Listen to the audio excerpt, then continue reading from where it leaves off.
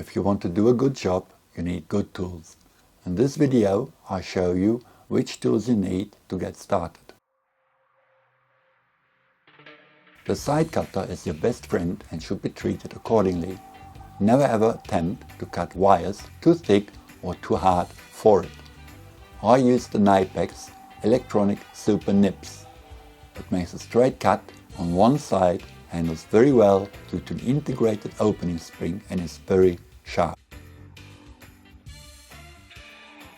Next, you need a ruler to measure the length of the cable and mark where the cut has to be made. I recommend a 300 mm long or longer steel ruler that you can lay flat on the working surface in front of you. Any carpet knife will do, as long as the blade is very sharp. You need a good wire stripper to remove the insulation from the wire bundle.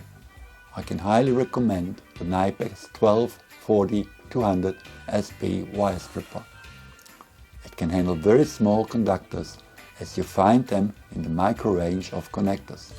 Like with other models, you can adjust the stripping length by moving a backstop along a rail, but it also allows you to set the gap of the closed stripping blades via a dial on the tool.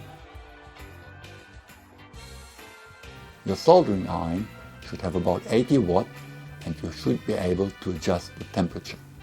Use a small flat chisel tip and have some brass wool and reactivating paste handy.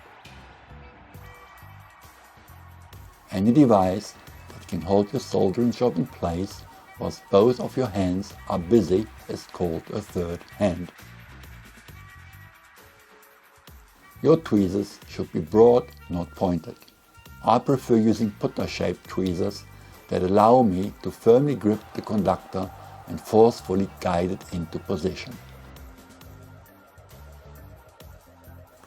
Any pair of scissors will do, as long as they cut straight and are sharp.